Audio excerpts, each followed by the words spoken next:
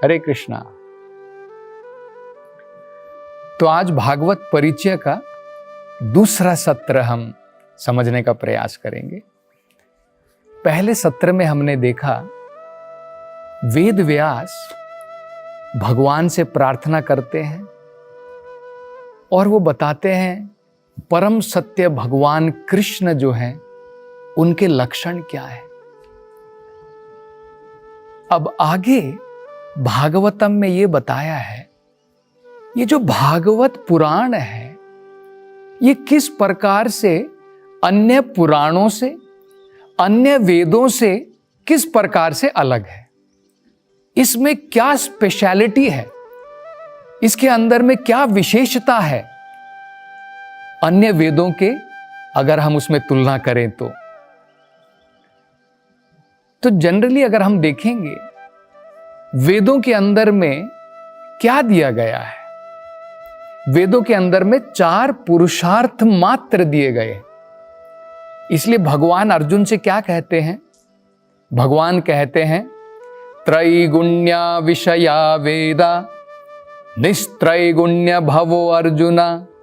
अर्जुन, सभी की सभी वेदों के अंदर में तीनों गुणों का प्रभाव मात्र है, इन 3 गुणों से हमें बाहर आना है। निस्त्रैगुण्य भव अर्जुना। तो भागवत पुराण जो है चैतन्य महाप्रभु कहते हैं ये अमल पुराण है, इसके अंदर में कोई मल नहीं है, इसके अंदर में कुछ भी भौतिकता का लेश मात्र भी नहीं है, ये बिल्कुल शुद्ध पुराण है। तो क्या कहते हैं वेद व्यास, वो कहते हैं धर्म प्रोजिता केत्वो अत्र परमो निर्मत्सराणां सताम वेद्यम वास्तवम अत्र वस्तु शिवदम तापोत्र अनुमूलनम श्रीमद् भागवते महामुनि कृते किं वा परेर ईश्वरः सद्यो हृदय अवरुध्यते अत्र शुश्रुभि तत्क्षणात्। बड़ा ही सुंदर श्लोक है और इसमें भागवत का बड़ा सुंदर परिचय दिया गया है। सबसे पहले उसमें कहते हैं धर्मः प्रोजिता कैत्वो अत्रा। भागवतम के अंदर से कैतव धर्म जो होते हैं, कैतव धर्म का मतलब होता है, देखिए मानव जीवन में क्या है, हमें भगवत की प्राप्ति हो सकती है, हम भगवान की प्राप्ति करके परम सिद्धि की प्राप्ति कर सकते हैं मानव जीवन में। और अगर हम मानव जीवन उसमें प्रयोग न करके उससे कुछ नीचे की चीजों को प्राप्त करते हैं तो मानव जीवन एक प्रकार से हमारा व्यर्थ चला जाता है।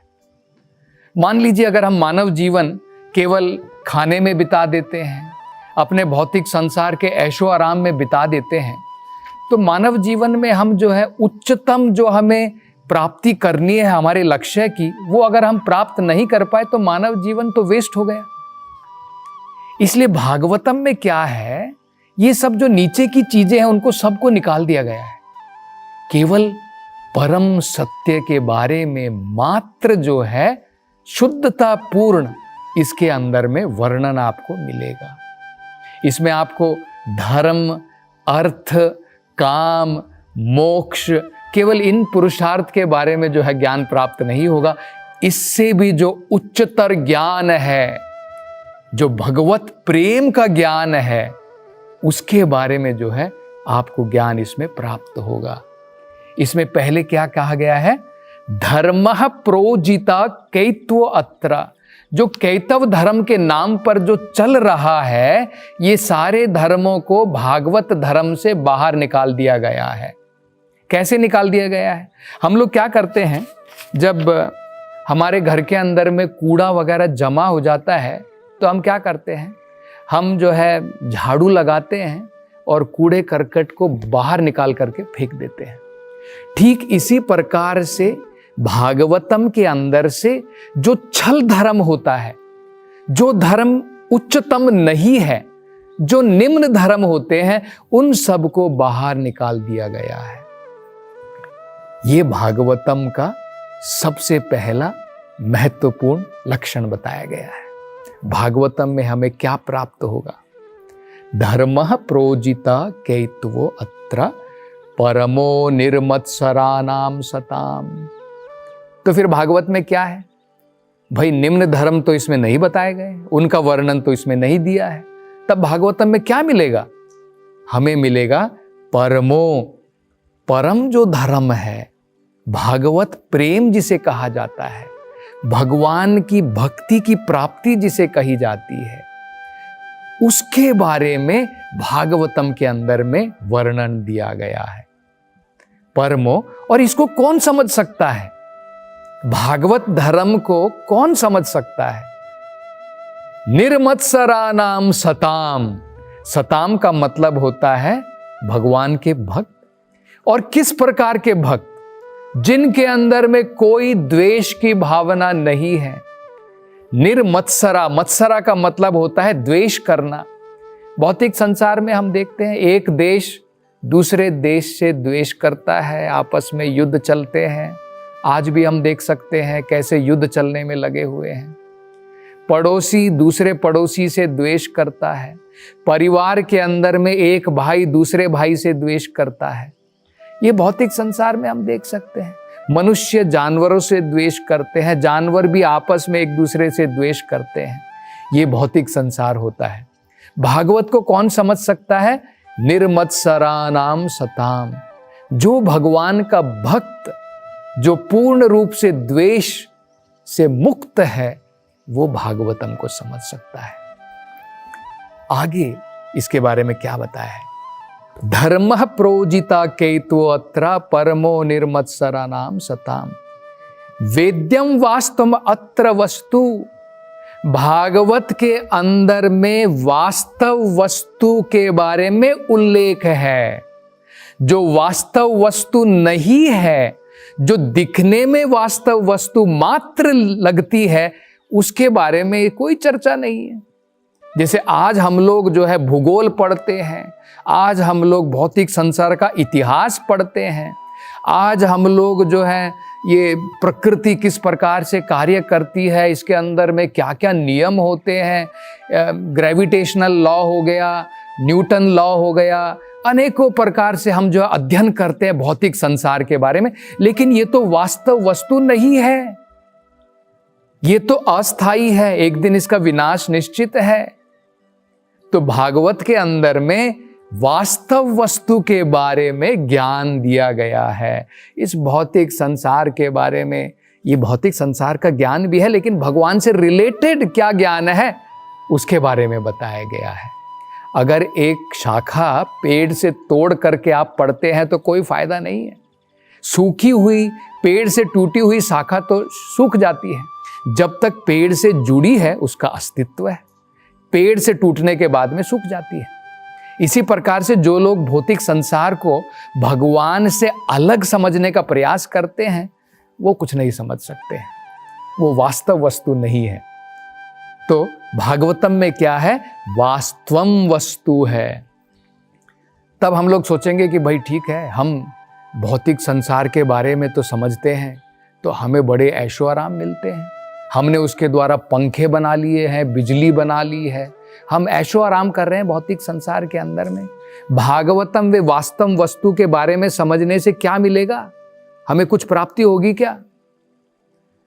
तो इसमें कहा है शिवदम, ये हमारे जीवन के लिए अत्यंत शुभ है। हमारा जीवन अत्यंत अशुभ है। हमारा जन्म होता है, बुढ़ापा आता है, अनेकों प्रकार की बीमारियां आती है, अनेकों प्रकार से कष्टों से हमारा जीवन भरा हुआ है। तो बड़ा ही अशुभ जीवन है हमारा। हमारे जीवन के अंदर में शुभता भर जाएगी, उसे कहते हैं शिवदम। शिव का मतलब होता है जो हमारे जीवन के अंदर में शुभता प्रदान कर सकता है, हमारा सौभाग्य बन जाएगा। ये भागवत ज्ञान का मतलब है। और क्या होगा? शिवदम तापत्र उन्मूलनम। और जो हम अनेकों प्रकार के भौतिक संसार में कष्ट भोग रहे हैं, उन्मूलनम, उनका सबका विनाश हो जाएगा। तापत्रया, 3 प्रकार के कष्ट भोगते हैं सारे जीव। त्रय का मतलब होता है 3, ताप का मतलब होता है कष्ट, उन्मूलनम का मतलब होता है ये सब हमारे जीवन से नष्ट हो जाएंगे। तो कौन से 3 प्रकार के तापत्रय होते हैं, ये भी बड़ा सुंदर है समझना। देखिए, हम इस भौतिक संसार के अंदर में अपने मन के द्वारा, अपने शरीर के द्वारा पीड़ा प्राप्त करते हैं। इसे कहते हैं आदि आत्मिक कष्ट, क्लेश। जो क्लेश हमारे ही शरीर के द्वारा, हमारे ही मन के द्वारा हमें दिए जाते हैं, उसे कहते हैं आदि आत्मिक क्लेश।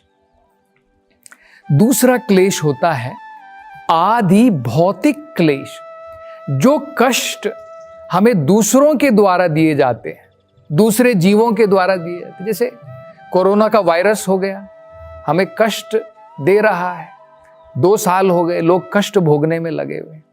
मच्छर से मलेरिया हो गया, डेंगू हो गया, दूसरे जीवों के द्वारा कष्ट भोगते हैं। यहाँ तक कि दूसरे मानव लोग भी हमें कष्ट देते हैं, हमारा पड़ोसी हमें कष्ट देता है, कई बार हमारा भाई स्वयं हमें कष्ट देता है। तो दूसरे जीवों के द्वारा, इसको कहते हैं आदि भौतिक क्लेश। तीसरा होता है आदि दैविक क्लेश, जो हमारे हाथ में नहीं है। कहीं पर बाढ़ आ जाती है, कहीं पर भूकंप आ जाता है, कहीं पर सूखा पड़ जाता है, इसे कहते हैं आदि दैविक क्लेश। तो कौन व्यक्ति है जो इस संसार में इन 3 प्रकार के क्लेशों से पीड़ित नहीं है? तो कितना सुंदर है अगर हमें ये बताया जाए कि भाई भागवत अगर हम अपने जीवन में उतार लें, भागवत का अगर हम श्रवण करें, उसको हमारे जीवन में अगर हम समझ लें, तो तापत्र उन्मूलनम, सारे के सारे जितने भी अनेकों प्रकार के कष्ट हम भोग रहे हैं उनका निवारण हो जाएगा। तो ये भी जो है भागवतम के अंदर में बताया गया है।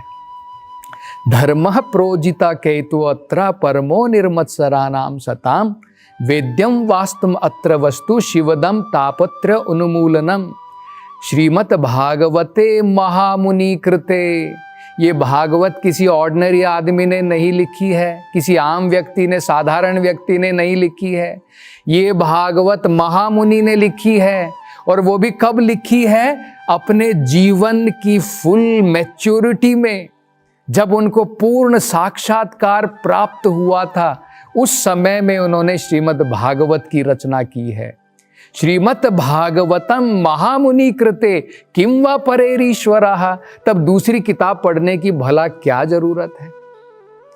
अगर श्रीमद् भागवतम महान पुरुष जैसे वेद व्यास ने अपने अंतिम चरण में जब उन्हें आत्म साक्षात्कार प्राप्त हुआ उन्होंने लिखी, तो दूसरी किताबें पढ़ने की क्या जरूरत है? क्योंकि अगर भागवत सुनेंगे, उसका श्रवण करने मात्र से क्या होगा? सद्यो हृदय अवरुध्यते अत्र शुश्रुभि तत्क्षणात्। भगवान कृष्ण हमारे हृदय के अंदर में तुरंत विराजमान हो जाएंगे केवल भागवत के श्रवण मात्र करने से। और उसमें भी क्या बताया गया है? उसमें भी देर नहीं है। ऐसा मत सोचो कि 10 साल तक भागवत पढ़ूंगा, उसके बाद में मेरे हृदय के अंदर में भगवान जो है विराजमान होंगे।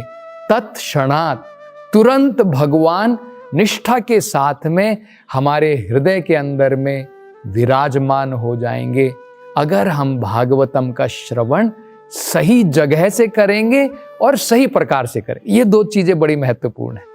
सही जगह से मतलब क्या है? आजकल आप देखते हैं लोग भी जो है उनके पास में भी टाइम नहीं है। लोग सोचते अरे भाई सारी भागवत कौन पढ़ेगा, 7 दिन के अंदर में अगर भागवत मैं पढ़ लूँ तो बढ़िया है ना। तो भागवत सप्ताह चल रहे हैं, सप्ताह के ऊपर सप्ताह चल रहे हैं। अरे 7 दिन के अंदर में भला हम भागवत कहाँ से समझेंगे? भागवतम के अंदर में जो है 18,000 श्लोक हैं। भागवत के अंदर में 10 स्कंद के बाद में 11वां स्कंद है, 12वां स्कंद आता है, 12 स्कंद हैं। प्रथम स्कंद से लेकर के द्वितीय स्कंद धीरे धीरे धीरे हमें जाकर के 10वें स्कंद तक जाना है। 10वें स्कंद के बाद में 11वां स्कंद और बाद में 12वां स्कंद। इस प्रकार से अगर हम धीरे धीरे आराम के द्वारा, बड़े ही सावधानी के द्वारा भागवत श्रवण करेंगे और सही जगह से करना है, वो भी बड़ा महत्वपूर्ण है। तो ऐसा नहीं कि कहीं पर भी चल रहा है और कोई भी भागवत कथा सुना रहा है और हम उससे श्रवण करें, तो लोग सोचेंगे भाई क्या है, भगवान की कथा तो कोई भी बोल रहा है, चलेगा ना। तो सनातन गोस्वामी जी कहते हैं सर्प उच्छिष्टो यतोपयाः, भाई दूध तो अमृत है, वो तो ठीक है, लेकिन वही दूध अगर सर्प ने मुख लगा दिया है, क्या आप उसका पान करेंगे? तो जो लोग जहरीले हैं, जो भगवान से द्वेष रखते हैं, उनके मुख से भागवत कथा सुन करके केवल हमारे जीवन के अंदर में जहर मात्र भरेगा, हमें अमृत की प्राप्ति नहीं होगी। तो हमें सही जगह से भागवत कथा सुननी है और क्रम अनुसार सुनना है, ध्यान पूर्वक भगवान की कथाओं का श्रवण करना है, तब विदाउट फेल भगवान हमारे हृदय में विराजमान हो जाएंगे। तो आगे कल तीसरी भागवत का परिचय की कथा हम कल करेंगे। हरे कृष्णा।